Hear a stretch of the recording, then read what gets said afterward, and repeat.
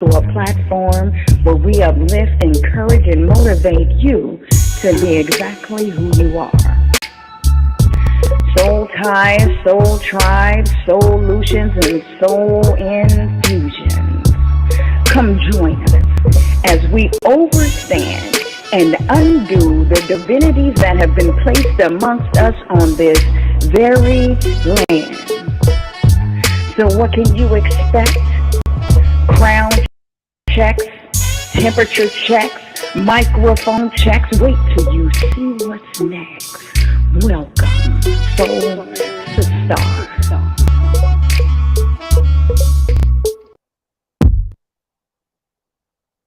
Good evening. Welcome to Soulutionary podcast. We have a dynamic panel for you tonight.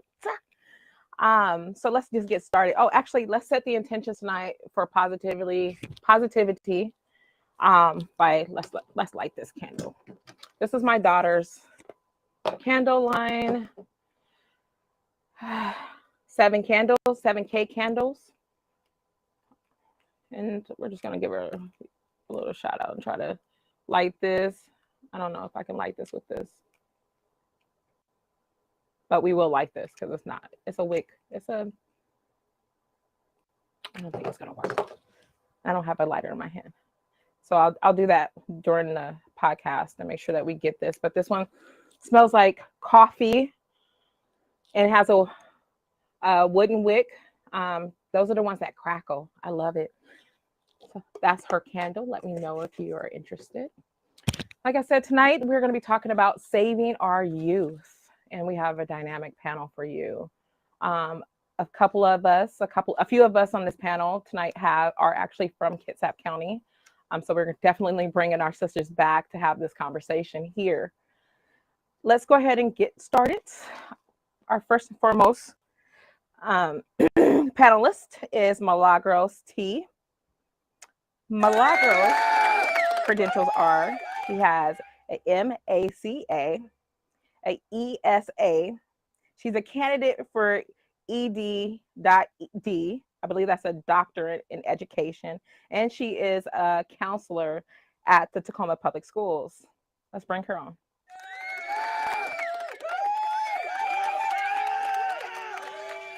Hey, Milagros, how are you? Hi, sis. I'm good. I'm doing real good. Great. Did I get all your credentials right? Girl, you got all the letters. Yes. Okay. I'm trying to do something over here. Yes. Add more letters. I want the whole alphabet eventually. I ain't mad. I just don't see Z.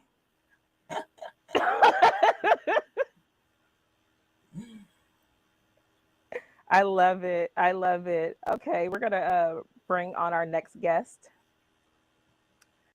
Natoya D.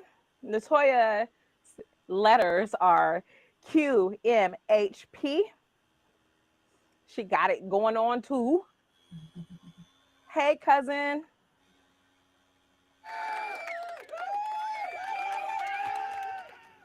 How are you? Excellent. How are you? Good. Good to see you, Milagros. Haven't seen you in a while. It's been a minute, but it's good to see you. These are the two natives that are coming home or, viewing in or coming in via online to give us some good words to try to clear up some of these, give us some solutions. Our next guest is Tamara. And Tamara is the owner or organizer for Peachy Books Adventures. Hi, T. Hello. How are you? I'm doing great. How are you? Thank you for being here. Did I get your name right? It's okay. It's Tamara. Tamara. I knew it. I said it too. I kept saying Tamara. But yeah, I apologize. It's all right. I'm so happy to have you guys here to talk about this subject about saving our youth. If you've caught the last few episodes, we've really been trying to dive into just solutions about and bringing to light what's going on in our communities. And it's happening across the states. It's happening everywhere. I'm a little pleased that it's not penetrating our communities as much as it is in other places. However, we're still bombarded by the violence. And so tonight I would really like to talk about advocating for our children. And I know that each one of you guys are in the fields of dealing with children and parents. And my take is that we always have to start with the parents. And I'm here to just try to give notes and solutions to how we're supposed to advocate for our kids. Yeah, sis? Mm-hmm. Feel me? Okay. Let's Understandable. go. I want to just talk about some of you guys' credentials and what you do for your community. Mm-hmm. Natoya, what you Yes, doing? ma'am. What you doing with your life out there, rural? So I'm doing, I'm always doing 100 different things. It's funny because when we chat and you're looking for availability, I'm like, Sunday between 1 and 3. That's it. And it's because I'm doing a lot of stuff, and majority of it is advocating for my own children. But I'm a qualified mental health professional. I'm also in school for my master's to be a counselor slash therapist. I own a child care center here. It's an actual learning center, so it's not just a daycare, drop the kids off and hopefully they survive. No, full-blown learning center, resource center for parents. Parents can get parenting classes, CPR, things like that. So I offer the community a lot of different services. On top of that, the QMHP part, I do part-time. After I leave one job, I go to the next. And so I'm mobile crisis pretty much, reaching out to families. My jam is children. I love children, but I work with adults too. Excellent. Mental health, huh? Yes. I'm going to be begging for some of your assistance here because this is what it's all about. I feel like it's really boils down to the mentals of our people. We're just like, I feel like we're so broken at times, and some of us just don't see the way clear. And that's why I thought that it was important to bring this subject up, because I feel like a lot of us don't know how to advocate for our children, Right. And we just let them slip through the cracks. We let these public schools do whatever and enact whatever they want that's affecting our kids, and we're just not advocating for them and advocating for what we need in the school districts. And Tamara, Camera. I'm gonna get it wrong all the time. I'm just gonna say T, if I could. What was that? Can I just call you T? That works. Okay, great. I know that you do a lot of work as well in the community doing with solutionary work. You're doing a solutionary work with your group. I remember having a conversation with you about the advocacy in the schools regarding our youth. Do you remember that conversation? I do. Do you remember what you told me? Can you tell everyone else? Ooh, that was a late night. It was. We were, yeah. So I work with kids outside of the classroom. One of the things that is really important to me is, all of our school districts are different, and I like to bring the level of academics that exists in some of the school districts to all of the kids I work with. It's my way of leveling the playing field a little bit.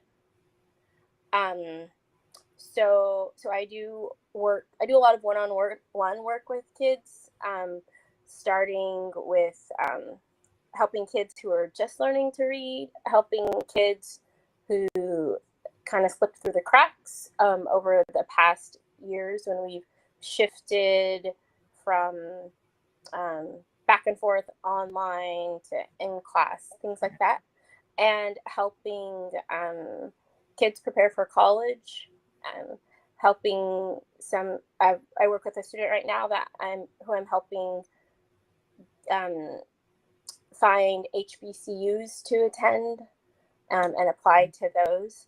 And Right. For my reading group, it's we're practicing reading. That's one of the goals, but we're also building community, and it is for Black children. And they have to read enough about kids who don't look like them.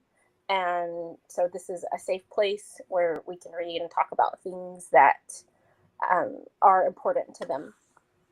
So are you telling me that you have your group reading Black books? Only. Yes, ma'am. Only. Black books, Black authors. Yeah. So also, did you see, obviously there was a decrease, and I have seen a need between like the kindergartens and second graders right now. I'm just by observing, their levels are definitely, their comprehension levels are lower. Have you noticed that at all? Yeah. They have, and then I also think a lot of it is their confidence starts to dip, and our country, like we've all been through a lot, and and so I think some of it is there's not reading happening at home sometimes because we're just trying to parents are just trying to get through the day and get through the week. And COVID was pretty traumatic. And I don't think we have really, I don't know that that's really sunk in for us. So we always talk about COVID and online school, but we're all still reeling from it a little bit. Right. Yeah. It was very dramatic and traumatic. That whole entire last 2-3 years. And I'm feeling like I'm just trying to untangle from it right now. Even just like being more open, like even this summer, I'm like, oh, it's not a hot girl summer, but yeah, it's a healed girl summer. Isn't that what I said on Facebook, ladies? It's a healed girl summer. Milagros. I get all shy when I talk to you. I don't know why. Because I want to be like you when I grow up. Oh, stop. Up to you. I'm running in all of you guys' footsteps, honestly. Like you guys really are my idols. And I know both of Milagros and I never call you Natoya. You can't call me what my nickname is. You can't do that on air. Professional setting, right? Yeah. I know, yeah.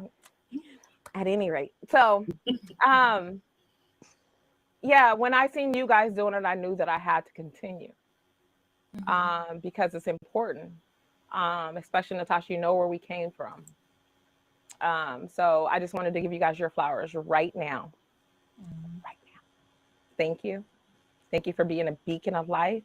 Thank you for doing something with your life and coming from Kitsap County and being a Black woman. Because as you can see, we're rare. It's crazy to say, but we are. System.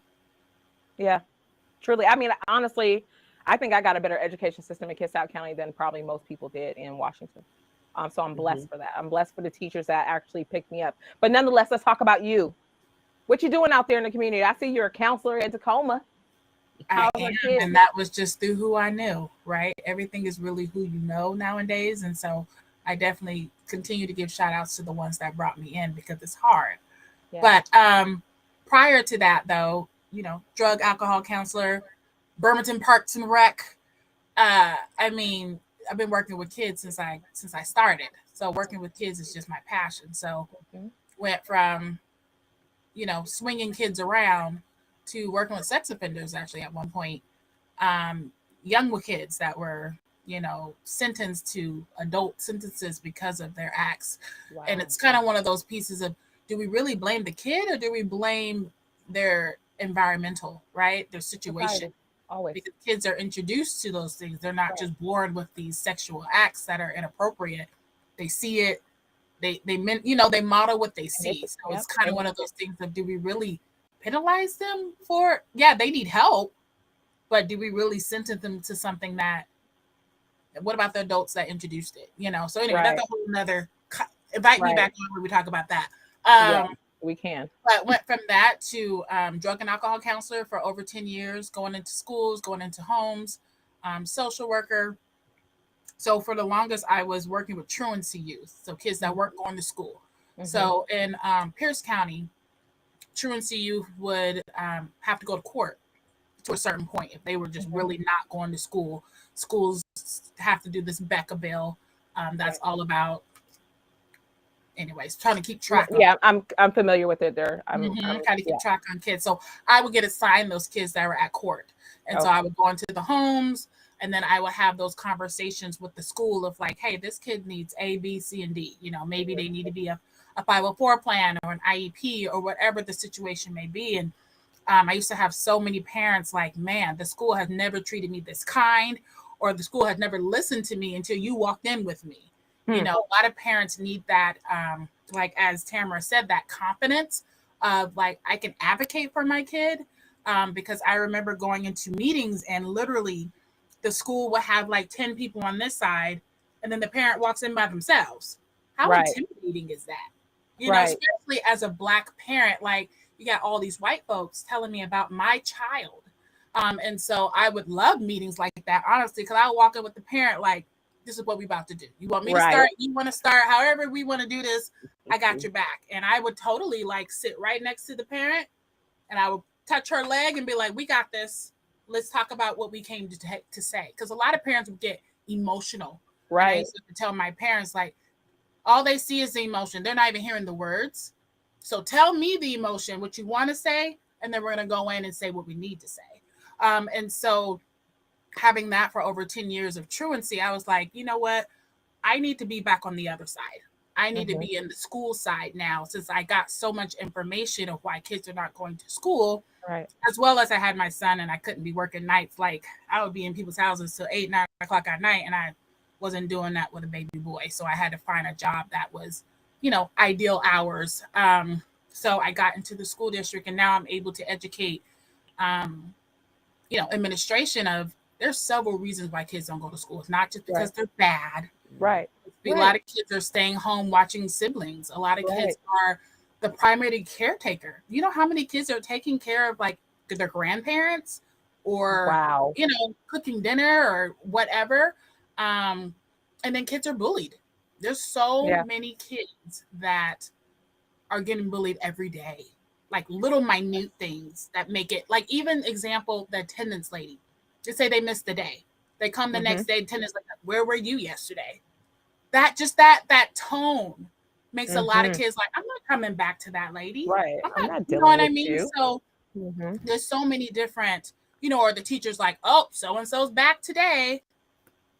Is it really how we welcoming these kids back? Like, so I'm constantly bringing that to the forefront of, we really need to welcome these kids. Like, hey, what's up? Not where you been. Like, is it really necessary to say that? So yes, I'm a school counselor. Just myself of what I look like gives me credibility, because how many Black school counselors do you know? There was none in Birmingham High School, I will tell you that. So being a Black school counselor, I have so many young kids that call me auntie, call me ma, call me, that's my cousin. They see my son, like, where's my brother? Like, just immediately family with these kids see me, you know. And then I have so many Black parents that are like, I don't want to talk to them, I want to talk to you.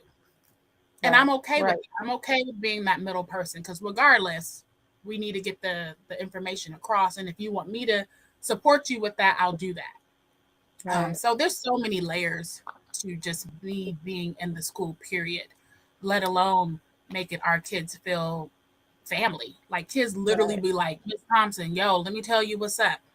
And then I go tell the teacher in, you know, professional way. And it's a little bit understanding. So I tell so many kids, close my door. And they're like, close it. I'm like, close the door. Say what you want to say. So now, because they're coming from that level, like, how are we going to say it to the teacher? Right. And I think that's so important. I think that is so important. Sorry. I think that is so important to I keep hearing this thing, meet people where they are, but especially with our youth, I think if you cultivate an atmosphere where they want to be there, right? Then their progress will naturally enhance. Let me see. Monique says, work The work you sisters are doing is so important. We appreciate you. That's what one of our viewers says. Another one of our viewers, Saida, said that the kids need that. They do. I think leading from a place of love with our kids is so important because they may not be getting that at home. So T, if the parents need encouragement, where do they start? Wow. They need that confidence. Right. So one, I think having an honest conversation with their student, with their child, is a good place to start, because their kids can tell them what's going on and how they feel, and so that's the first place, is a conversation with their kid, and finding out, asking their child. Sometimes the kids don't know what they need, but sometimes they do. You would be surprised. And I think going into the school is a little tricky. Sometimes teachers are hard to approach. I think having an advocate helps, but kind of getting as much information as they can. And it might have to be from an outside source. It might not come from the teacher. If the teacher isn't, I guess, working with the parent, or isn't, the parent wants to hear something good from the teacher. Right. And so if the teacher isn't willing to shine light on the situation, then the parent is going to be reluctant to go there. And sometimes that's where they stop. And then nothing progresses. And a teacher isn't the end of the road. So there are counselors they can reach out to. So I know of parents who've written letters and gotten help from going to Olympia. So when it comes to your child, you can't stop. So you can't let the teacher be the roadblock. So if I were having trouble with my own child and school, and I wasn't getting anywhere with the teacher, I would just keep going, and I would keep writing emails, and I would show up. Showing your face is important. Surprisingly, especially Black kids, the teachers don't expect parents to be involved, and so the kids get treated differently, because when a parent shows their face to a teacher, that's a level of accountability, where when even if you pop in on parent teacher night and you look that teacher in the eye and you say, shake their hand and introduce yourself, and that kind of puts them on notice, like, hey, I'm here, I care. Right. So sometimes those things make a difference. I can totally see that. You're right.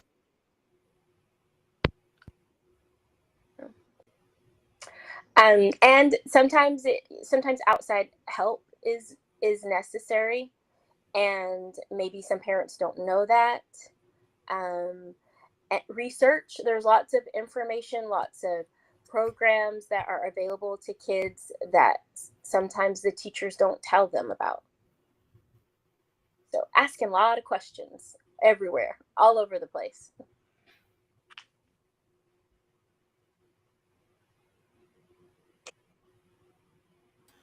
We can't hear you, sis. Yeah.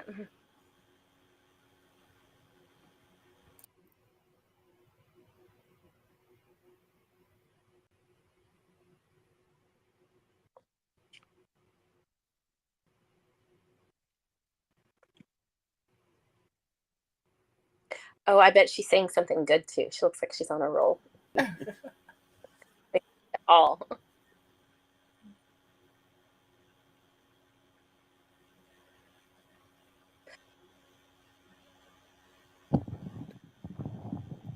Okay, can you hear me?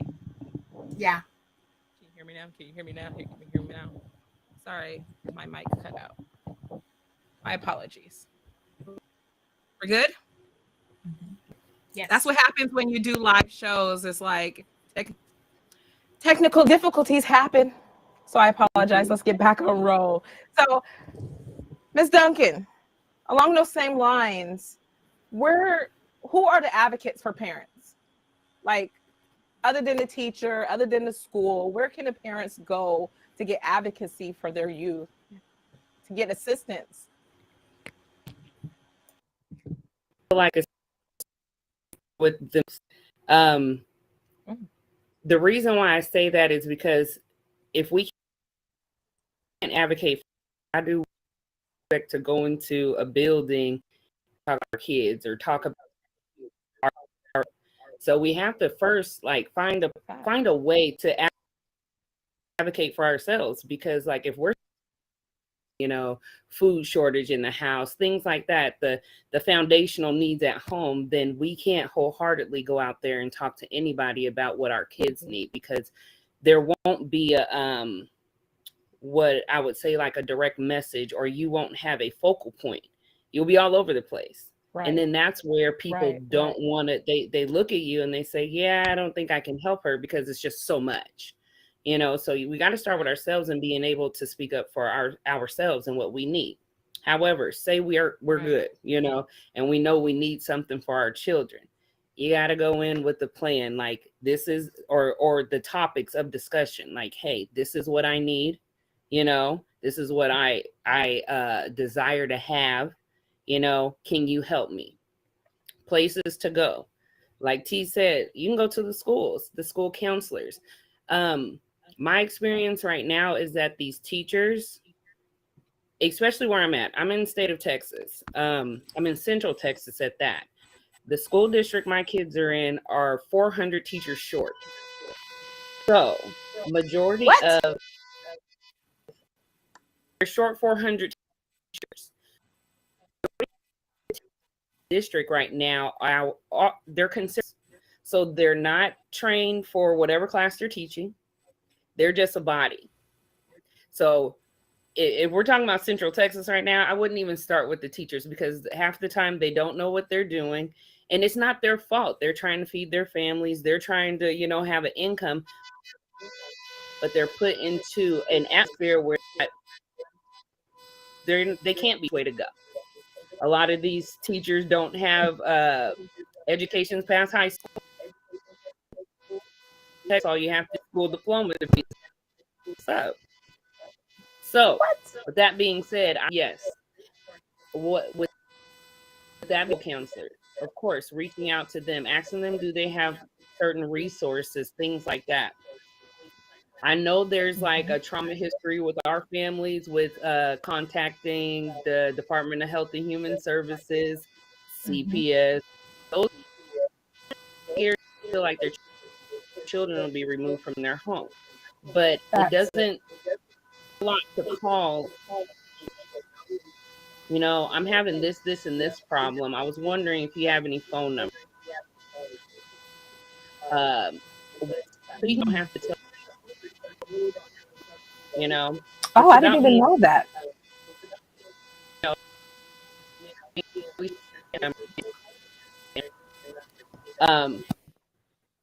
Wow. And then like again, keep at it. It's more because you want to pay, you don't want to burn out, because you might run into so many doors that just shut in your face. Like I can't help you, or call this number and then that number's disconnected, or you got to call another number. Definitely keep pushing, because sometimes you may be doing it by yourself. Mother of 3 sons, 3 black boys, and are doing great things. Like it has not been easy for me to advocate for them, because they have different personalities, they have different needs, but when one door closes, another one will open. So that diligence behind trying to find some type of resource, it's there. It's just sometimes we have to keep digging, and then we can't be what's the word, discouraged. We can't be discouraged by what we're seeing, because A lot of people dealing with the clean independent school district right now are very discouraged because the teachers don't even know what they're doing. The schools feel like prisons now. There's police everywhere. There's no counseling services. The counselors have to be teachers. So basically, it starts with us being confident, going out there, and being okay with even asking for help. Because if we don't have the answer, somebody else does. Right. Well, girls, a parent that needs help, I can only imagine that it's so hard to just even advocate, like they're saying, even for yourself at times. We don't normally have the voice. We are, like you said before, we're emotional. We lead with our emotions. Where do we start? No, it's difficult, but I'm just dittoing what everybody else said. It's really, but the biggest thing with us, we have to learn to listen to our babies. There's so many things within our culture that we just pass down generational. I was talking to someone recently about just teaching our kids how to advocate for themselves appropriately. We have so many kids that will come to us while we're, in a conversation, and we say, go over there, go play with the kids. This is adult conversation. Get out of here.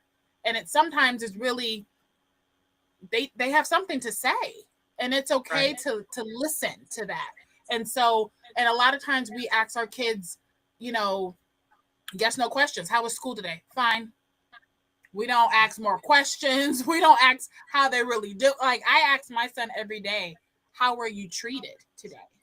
And I learned that from another Black woman, another Black educator who told me she asks her son that. And I was like, I like that, because he can't say yes or no. How are you treated? He's like, I was treated okay. I said, you didn't feel like anybody was rude to you, anybody cut you off, anybody not listen to you? And sometimes he'll say, I think today the teacher ignored my hand. And I said, oh, really? Okay. So it gets him to talk a little bit more about the specifics of his day versus how are you doing? So just us as adults, we have to learn to have our kids learn how to express specifically what's happening. And we have to learn to listen. We have to learn to, because we're so busy, hustle and bustle. I'm guilty of that. Quincy comes to me and I'm like, let me finish this. Come back, come back later. Let me finish this. Versus if I just listen for 5 minutes. Right. You know what I mean? And so just diddling with everybody else, starting with us, because we can't just go into the school rah because you kicked your kid out of class. Well, what happened before you kicked them out of class? What were you said? What did they say? Those types of things. Sorry, I love that. Okay. I absolutely love that. So just starting with us, and then just like she said, in terms of writing down bullet points of what we want to get across. But you have to check your resources around your neighborhood and around your community. There's some parent-led programs that help actual parents, family resource centers. You just got to look. But yeah, starting with us, getting to the root of the problem. Is it really because your kid's Black, or is it because your kid's a class clown? And admit, my kid's a class clown, and I know that. So let me figure out, he's a class clown because the work is too easy and he needs more challenging work, or the work is too hard and he needs to be, need more support. Like, let's come with why you see the behaviors. Because what happens is the school likes to tell parents the behaviors, and I always tell the school, like, the parent know their child more than you. They know their kid. So you don't need to go down the behaviors. Like, they tell me all the time, my son talks a lot. Oh, I know that. He's a talker. I got that. But he talks because the work is too easy. He needs more challenging work. He's done already. So when he's done and he's in second grade, the natural response is to look to the side and have a conversation with homegirl. Like, give him work that is more challenging. So just being honest and being truthful with yourself, what type of kid you have. Does your kid need attention all the time? Well, let the teacher know, like, hey, he needs to be checked on throughout the period. Do you understand the instructions? Because kids are not going to be like, I don't understand how to do this. Go to my child. Ask him, does he understand? but do it Right. in a, you know, in a way that's not all, hey, Brian, do you understand? Don't be disrespectful. So there's a Right. lot of That's times true. too, I let teachers know of like certain kids don't like to be put on blast. That's a Right. secret conversation. Pull them out the class. I mean, whatever. But each kid is individual. You can't just treat them as collective all the time. You really have to do some individual teaching for certain kids because they need certain things. And that's I think that's the biggest point too of teachers just want to give a paper and say, hey, everybody figure it out. But this kid needs more time on this. This kid needs more instruction on this. You know what I mean? And parents need to advocate. My kid, I advocate day one when my son starts a new school. My kid needs to know what's happening throughout the day. He's a very needs to know type of kid. You can't just spur the moment on him because it's going to throw him all the way off. So he needs to know what's happening. And I advocate for my kid if that's what he needs to do. And if the teacher can't abide by that, then we need to find a teacher that can. And it's okay to ask for that. So what I hear you saying, okay, we do have let me read this comment really. How they look at is how they look at is how they label the dysfunctional family, like the hero, the scapegoat, the lost child, the mascot, the caretaker. How they look at it is how they label the dysfunctional. Right. I see. You're right, Mom. You're right. You're so right. And thank you for tuning in. So here's some little bit of facts. So youth violence, mass shootings in Washington state, according to the gun responsibility .org, says that there's more people killed by guns than that die by car accidents in Washington state. To know though, we are at the 40th highest for gun violence. So that's only 10 states in. So we're decent, but nonetheless it's still happening. It also says there's another stat here that says that mental health in Washington state, young people are more likely to be victims of unintentional shootings, domestic violence, or suicide. In fact, suicide accounts for 53% of all youth firearm deaths in Washington state. Black children, teens in Washington state are twice as likely to be killed by a gun than their white peers. Ladies, how I obviously it starts with the parents, it starts with mental health. Would you agree? Partially. Tell me. Yeah, partially. It's boredom as well. I think it goes definitely. That's one of the things too. And I think it goes back to the basic needs, the foundational needs that we need in a house. Do we have food? Do we have, you know, then it moves on to the things that we may need. You know, family. Is there dysfunction? Does mom have a job? And it keeps going and going and going. There's so many things that could be the issue. And to definitely it builds up to mental health, you know, because all these things affect our mental health. I can't sleep good at night if I know my son didn't eat well, you know. My child's not going to sleep well at night because he sees mama.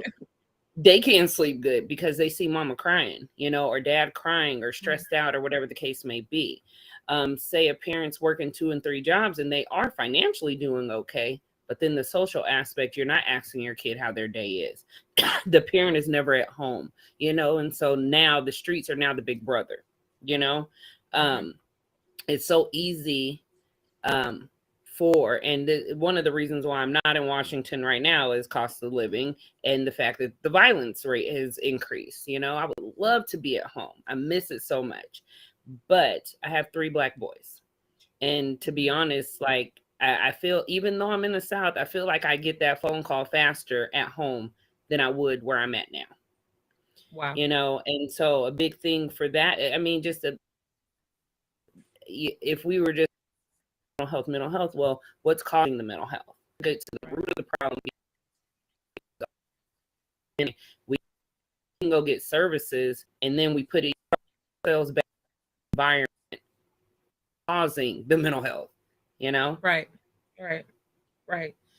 So how do you break that? I seen here on the Conduit Network, our executive producer had did a show a couple days ago, and he had showed a lady that her son was threatened, so she got up and left the area. But how many people can really up and leave the area to seek, a better solution or a better district or area, you know what I mean, for their family? Is, slim to none. Nobody ever just ups and moves. I just thought that those were crazy. But yeah, I would say the underlying reasons for the mental health. So that's, again, us reaching out to the people. And remember last week we did the assessment just to know where you were at. I believe it's wholeheartedly that we need to know where we are, especially before we get misdiagnosed. Because I feel like a lot of us, especially Black women, are being misdiagnosed and being put on pills or antidepressants when we really just need to get down to the roots of what's going on with our mentals and our stability. Anybody else? Can I add something, sis? I would want to say social media is a huge piece as well. Kids are so quick to respond on this social media, right? Quick to throw jabs, throw a little social, cyberbullying, etc. Mm-hmm. But then when you come face to face with someone, you ain't got no words, or you so angry, all you want to do is pull out the gun. Like we're missing that bridge of conversation. How to problem solve. We're all going to have conflict, but you're taught of how to solve those conflicts in a positive manner. And kids are so quick. Like I said, people are real quick on that social media, blah, blah, blah, calling the names, meet me at the corner, woo, woo, woo. But then when you go, but then when you see them passing at Walmart, oh, snap, I forgot I said that yesterday. But this person ain't forget.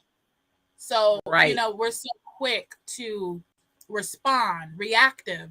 We're not doing any prevention. Or, go ahead, Tamara. Also, social media isn't for everybody just because it's there.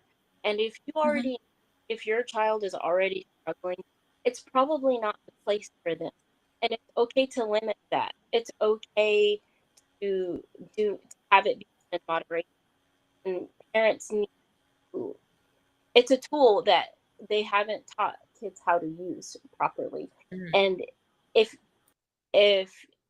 words and what's happening is going to bother a kid, they probably shouldn't be spending a whole lot of time on there. Because they already don't have the emotional intelligence to even deal. Right. Exactly. So do you think that we should be starting to have communication classes at kindergarten? Absolutely. I mean, so the kids I work with, we talk about that. So the kids I work with in education and my book club kids, we talk about all this stuff because I don't know that their parents are, and I want to make sure they get it, because I don't want to see another generation of Black kids who can't articulate or stand up for themselves. Right. Or know how to maneuver through the world. Wow. Yeah, I would agree. I would totally agree. Someone else has something to say? No. Even at preschool, it's simple. You got it. Kids don't have to create a way to talk to them. So even with our preschoolers and our 2-year-olds, we tell them, use your words. You're crying right now. What's wrong? Like, what's bothering you? Does your tummy hurt? Just being more specific and getting them to figure out, okay, what is bothering me? Right. His dad's constantly on a deployment. He comes through the door screaming. And I'm like, okay, I'm not going to say his name, but I'm like, okay, wash our hands really quick. It's okay. Right. Valid, get and get them to use the words all day. This toy and walk use your words, that. But even with them, use your words. Tell me what's going on. You're frustrated right now. How can I help you? Unless you use your words. And so we even have the preschooler saying, "So I use my words today. You know, I did not." Okay. I love that. And we also have to be that example, because as adults, and literally the way we grew up, there was no, you can go to counseling about your feelings. We have to be vulnerable and show kids up on their own. I'm upset right now. Making me upset. Aren't trying to have those with our own kids and people in the community. Right. I totally agree. Royalty Rain says they always wonder why natural cures aren't offered before meditation within the healthcare services. I agree, but we're going to change that, because the narrative has to be something totally different. I am a firm believer that we start at, I wish I would have known this when I was having kids, but if we start with the babies and reinstilling that within, then it carries on throughout life. This is the same way that we got into this mess. Like, would you guys agree? Mm-hmm. Yeah, but also we have to learn, like, just like Natoya said, like, we have to model it, and we also have to receive it. Because I know there's several times my son will tell me, like, "Mommy, what you just said hurt my feelings," and I would take it like disrespect, like, "Boy, you good?" Like, you know, sometimes we take it. Right. I know with my parents, it's like, you can talk back to say you just hurt my feelings. They were like, "If you don't get your butt in your room," you know what I mean? But we have to model that, like, okay, tell me exactly what I said that hurt your feelings. Right. And then I can, like, well, what I meant was this. Did that make sense more? Because, like, we just really have to take the time to model. And what's happening in our culture, especially as Black women, like, look, we got 2-3 jobs. We tired. Right. It takes time to have that conversation with your kid. It really does. And you have to listen, you have to take in, you have to receive, and to give. And how many of us really take the time to receive what our kid is saying, and then give and model how to reciprocate that? Right. We really don't. And it's not our fault, because we're trying to survive. Right. But that's what our kids need. And so we need to change that habit of being superwoman to everybody else. You know, the girlfriend at the job need to talk about her man. We there listening, like, "Girl, you need to do this, that, and that." But we don't take that same energy with our kid when they're like, "I had a bad day at school." We're like, "Okay, what happened?" "Oh, okay, yeah, go ahead, go get dinner, get washed up. It's time to go to bed." Like, we're like, go, go, go, go, go. But we can give our girlfriend 20 minutes when she calls us with drama. Like, we really have to change that. We have to change it. And it's ingrained. Like, we really have to be intentional. Right.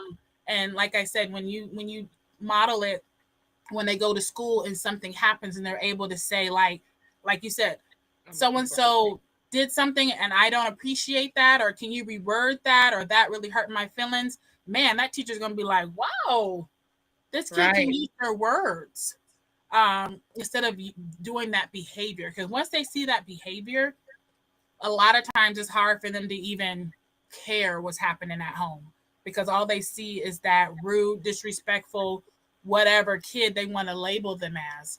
Right. Instead of, man, at home, they're really going through it. There's a lot going on. I have to explain that so many times to teachers of, like, they just moved, or they're homeless, and they're like, oh, like, yeah, if you would have called the parent, you would have found that out. That's another thing. There's so many teachers that are afraid to call parents. They are afraid. And it's like, they come to me like, can you check on this kid? I'm like, did you call the mom? Well, you need to call the mom. Like, what am I going to do? Right. Talk to you see that kid more than I do. Why wouldn't you call the mom and see, like, hey, what's going on with this kid? Right, because that should be their responsibility, right? A lot of times they're afraid. They're afraid. Wow, that's crazy. Monique says, A lot of times they don't take their job as serious as we do either. Some people just in it for the paycheck. So that's a outlook on it as well. It's a paycheck. We're invested because we live this, We want the kids to have an advocate. We want the kids to have someone they can come to. We're going to check in. But a lot of people who have not lived the lives that we lived, they're not going to do what we do at all. And that's why they don't make that phone call. Milagro says exactly why they don't make it, because they don't think it's significant. Is that so? Monique says that we invest in those that we value. Does that mean that we don't value our kids? I think we don't know how. I think, there are lots of moments that we don't take. So we send our kids out the door without pouring into them. So before your kid, in the morning when you're up with your kid and before your kid leaves the house, tell them how special they are to you. Tell them how great they are. Tell them how the world needs them. Give them things to be grateful for, instead of just bringing some positivity into their day, and start it out. So some of the practices we do for ourselves, we forget to do those with our kids. So I have affirmations that I do and meditation that I do. In the morning, I tell myself who I am before I have a conversation with anybody, because I don't allow the world to tell me who I am. And we can do that for our kids as well. They can be sitting right next to us. And when we take care of ourselves and pour into ourselves, we can do the same thing to our kids. So start with ourselves. So start learning how to have emotional intelligence, so that can be transmitted to our children, and then that can be transmitted into the schools and having productive students. Is that what I hear you telling me? Yeah. And it's never too late. Just because you have a teenager who you feel don't listen to you, it's still okay to say, you know what? Man, you got some leadership skills. You about to change something, Right. Put your mind into, all that time you spent on Minecraft. Man, if you would have focused on this, you would have, it's still, I have a lot of parents that say like, man, I lost them. It's too late. Like they already in the streets. No, there's still time to pour into them as much as you want to pour into them. I agree. Because they are our future at the end of the day. And if they're going to be the ones controlling the country while we're old and gray, I'm fearful of what I see right now, ladies. Yeah, I don't want my son put me in a home. He better learn to take care of me. Well, how society is going now, honey, we all going to be on a plantation. I didn't say that. I didn't really say that. But we are coming up on time. Is there anything else that you guys want to? One of the things I did want to ask you, Milagros, is about the understanding your rights and responsibilities in the school system. Saida says breaking generational barriers and norms. Of course, yeah, we have to start with ourselves. We know that.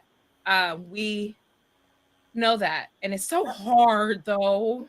You have to be intentional. Like I'm still everything that I feel like I seen while I'm still working so hard to be different. It's really a challenge. But I wanted to know about the rights and responsibilities parents have in the school districts. So we have so many rights.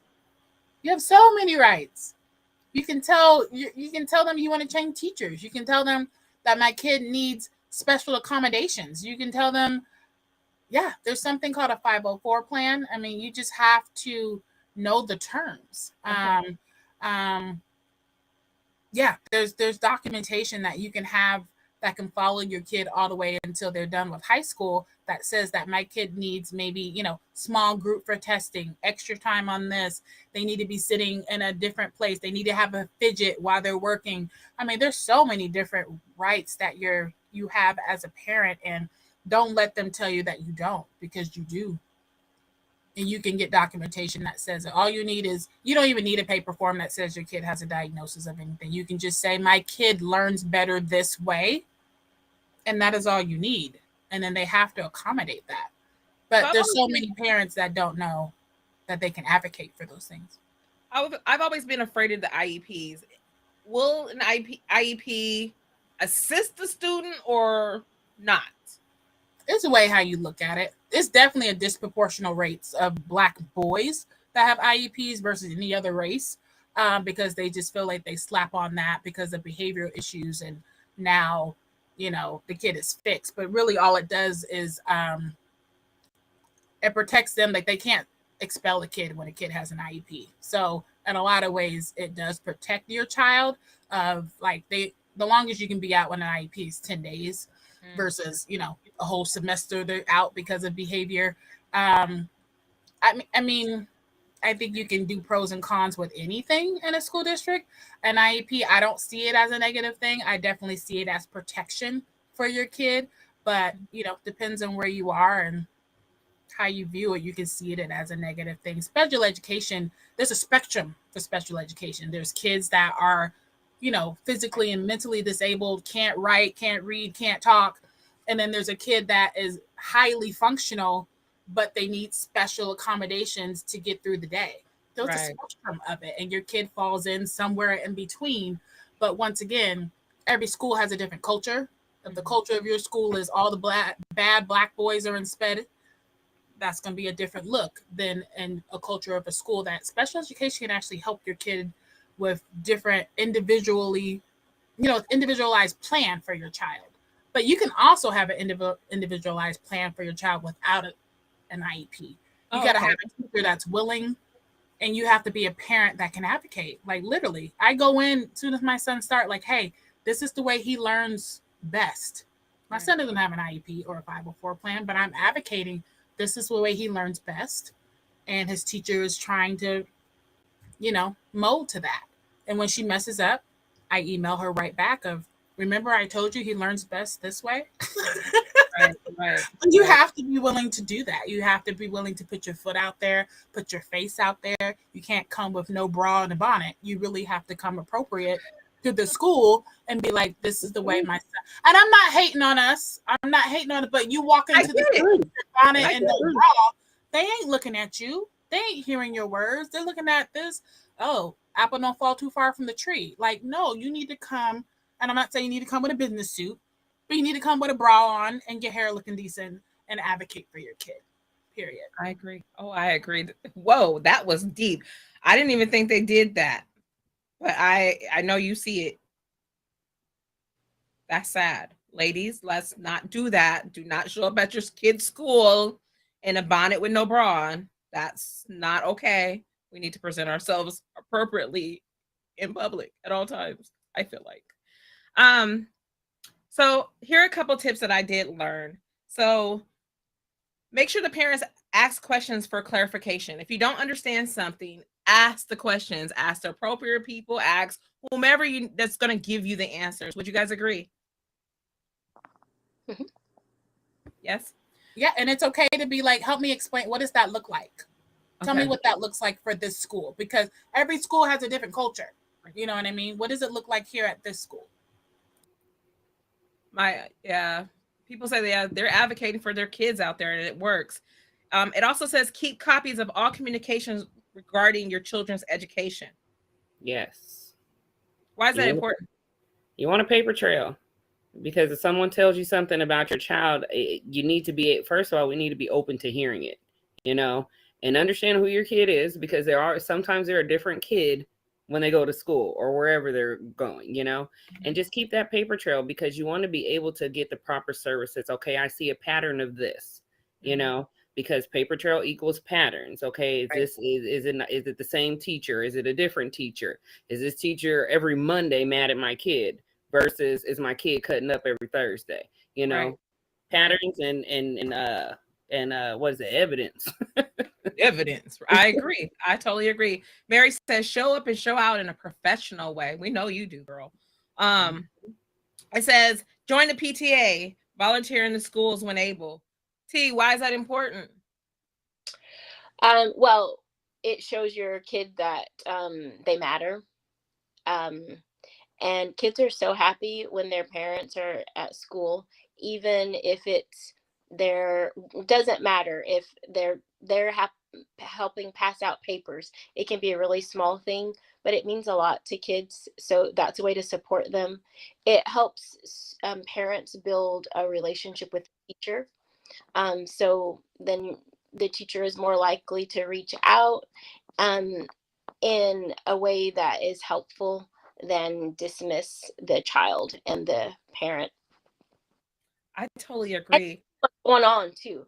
You get a feel of the classroom yourself. Facts. I totally agree. And I feel like showing up is like, I don't know, just showing up. It really empowers your student too. To, my mom knows everything that's going on, or I can tell my mom about this, or my mom can speak with you in regards to this, just like involving. And I've seen my children actually do better in school when I got involved. And their teachers definitely do respect them more when you're talking to them. Another point was attending the school board meetings and know that your voice matters. Why is it important, ladies, to attend these board meetings? Because they all have an agenda, and it's not your agenda for the most part. They like to just pick out what they want to pick out. But once again, even going to those board meetings, even if you don't speak, just even observing what you see and who's talking and which school they're talking about. Are they talking about the school in the North End? Or are they talking about the school on Hilltop? Like which school are we addressing? It just tells you a lot. I mean, but I know it's fearful to speak at a school board meeting, but I don't know. Even if I think once you find that backbone, you learn a lot. You learn a lot. Like she said, you hear the ins and outs of what's going on that you wouldn't hear in a newsletter. So these board meetings, you don't have to speak. Just go and become aware of what's going on in the community, what the needs are. Like I said, we're 400 teachers short in the school district here. Like, what are we going to do about that? They even ask more parents to just become volunteers and things like that, just to make sure that the schools are safe. So, wow, schools are safe. That's funny. I don't know if the parents are going to make sure that's happening. They can try, though. They can be of assistance.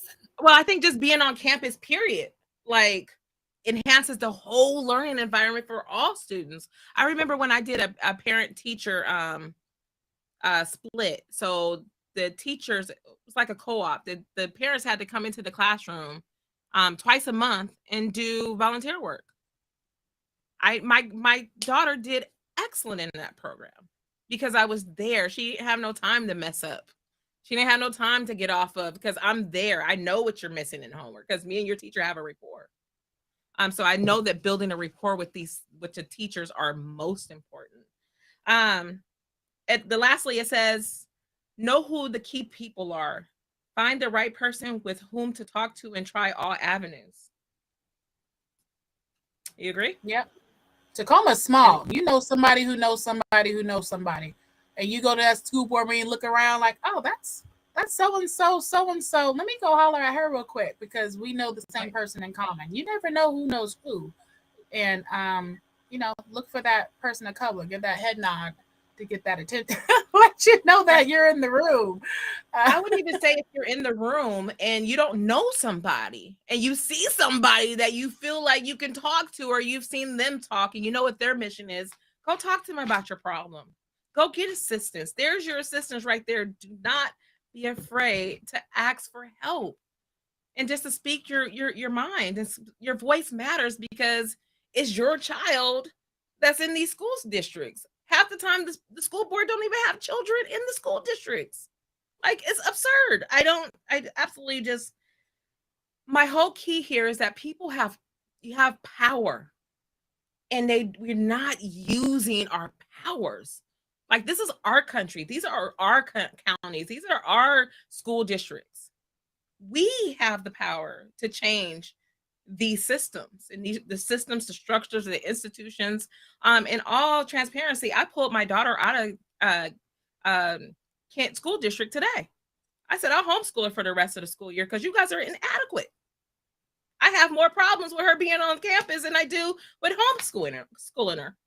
So now, definitely, Milagros, I'm going to be calling you to get assistance because I need to keep this girl busy. I got you. She's 15 and Woo! Good Lord. Any more advice from the motherly side of you guys? I know we're all mamas. Any more advice to the mamas out there? My thing Okay, is, well, my advice is go ahead. No, you're good. I was just gonna say, you know your kid. Don't let someone tell you about your kid. You know your kid. And so don't be afraid to say, oh, they act that way. Well, I know they act that way because A, B, and C. Like, what did you do before my kid acted that way? So don't be afraid to speak up and say, I know my kid better than you. So let me tell you what I know works for them. That type of situation. Because schools are quick to tell you about your kid. And you're just sitting there listening. You always just kind of be in awe of like, Mom, is that correct? Does that sound like your kid? And they're always like, no. I'm like, okay, so let's ask why your kid acted that way. Let's back it up a little. So it's okay to ask those questions, clarifying questions, and that's not disrespectful. It's really just I need to understand for myself, and just know that they get money every time your kid is in that seat. So it's okay to take some time of theirs to ask about your kid because they need your kid. Amen. And I think that's why Kent School just was really trying to not to let me take her out of that school. Like I was like, no, this is absurd. If you guys can't handle her, I can handle her. Just fine. And I have the credentials to teach her. I probably have more credentials than the people that are here. Like what's going on in Texas. But that's a different story. T, do you have any words of wisdom? I think that I don't know. I think we covered a lot. I think we just to close, standing up for your kid. Tell them some good things about themselves. All of our conversations don't need to be rooted in problems or anything negative. So whatever is happening, just kind of find a pathway to some success. Whatever success looks like for your child, and make that your topic of discussion. Excellent. I love it. I absolutely love it. So positive reinforcements. They do everything for me. I don't know. I love being like, even reading a positive reinforcement just makes me feel good, makes my day, sets my intentions for the day. So I think that that's important, especially like when your child is leaving the house. I think one of us mentioned that. Just make sure that we're giving them that positive intention to go through their day, to have the best day that they do. And also I heard making sure when they come home to ask those open-ended questions. That way that we're actually engaging with our child about what their day was like. Because we should know. The thing is, it's not just sending your student to school. They're not the daycare. I think that if parents were more responsible for their children's education, we would be more in tune. But since we're not, and we have this social institution that allows us to just to act like a daycare, really, it's absurd to me.